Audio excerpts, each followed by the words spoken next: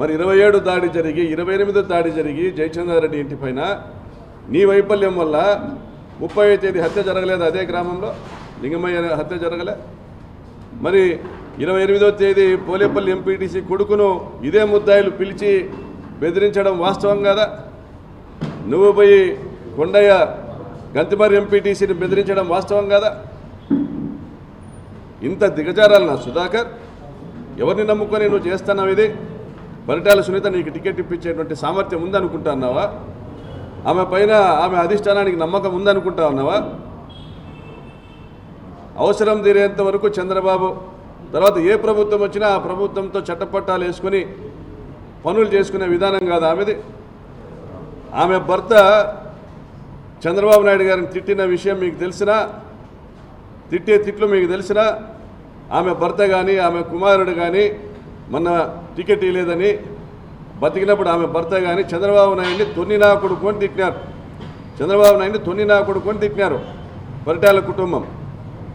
ఎప్పుడు కూడా 4 గోడల మధ్య చంద్రబాబు నాయుడిని తిడుతుంది వీళ్ళ ఉద్దేశం ఏంటంటే చంద్రబాబు నాయుడు వల్ల ఈ రాష్ట్రంలో తెలుగుదేశం పార్టీకి ఇమేజ్ లేదంట పరిటాల రవి వల్ల ఈ రాష్ట్రంలో తెలుగుదేశం పార్టీకి ఇమేజ్ ఉందంట ఇది వీళ్ళ అభిప్రాయం మరి దీనికి అంతటికీ కారణం ఎవరు చెప్పను సుధాకర్ ఏ విధంగా అయితే ఈ కేసు నీరుగార్చే ప్రయత్నం చేశావు నువ్వు నమోదు చేసిన ఎఫ్ఐఆర్ నువ్వు కంప్లైంట్ ఏ విధంగా తీసుకున్నావు మీరు పోలీసులు 20 మంది ఆ సంఘటనలో ఆ హత్య సంఘటనలో పాల్గొంటే మీరు పోలీసులు వెళ్ళి అప్పటికప్పుడు ఒక కంప్లైంట్ కాగితం రాసుకొని చదువు రాని లోకజ్ఞానం లేని లింగమయ్య అన్న భార్య దగ్గరికి వెళ్ళి ఆమెతో ఏలిమూత్ర వేయించుకున్నారే ఎలా వేయించుకున్నారు కనీసం స్టేషన్ నుంచి ఒక ఇంక్ ప్యాడ్ తీసుకొని పోయినారా అంత టైం కూడా మీరు ఇవ్వదలుచుకోలేరు ఆమె కళ్ళకున్న కాటుకను చేతికి పూసుకొని ఇంట్లో కాటుక డబ్బీని తీసుకొచ్చి చేతికి పూసుకొని ఆ కాటుక డబ్బీతో కాదా ఆ కాటుకతో కాదా మీరు ఏలిముద్ర వేయించింది అంటే నిజాల్ని మరుగున పరచడానికి మీరు ఎంత తాపత్రయపడ్డారో అర్థం అవ్వట్లేదా సుధాకర్ మరి అదే సంఘటనలో అదే దాడిలో గాయపడిన చదువుకున్న లింగమయ్య కొడుకు దగ్గర ఎందుకు మీరు కంప్లైంట్ తీసుకోలేదు అతనికి తలపైన గాయమైంది కుట్లేసినారు బుగ్గ మీద గాయమైంది 3 గాయాలైననేసి హాస్పిటల్ వాళ్ళు సర్టిఫై చేసినారు మీరు కేవలం ఒక దెబ్బ తగిలిందని మాత్రమే మీరు సర్టిఫై చేసినారు మరి పోస్ట్ మార్టం రిపోర్ట్లో ఏమి వస్తూ ఉంది మీరు రాసింది ఏంది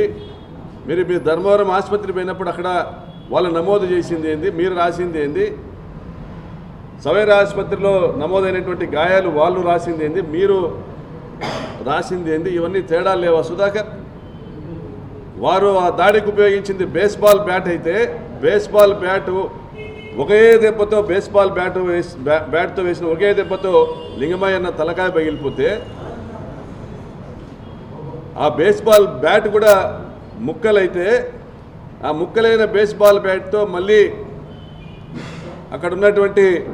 శ్రీనివాసులు ఆయన కొడుకు మీద దాడి చేస్తే ఆయనకు తలకు పగిలి గాయమైతే కుట్లు పడితే ఇంకొక దెబ్బ మళ్ళీ రెండో దెబ్బ లింగమయ్య కొడుకు శ్రీనివాసులను పోయిన చెంప మీద కొడితే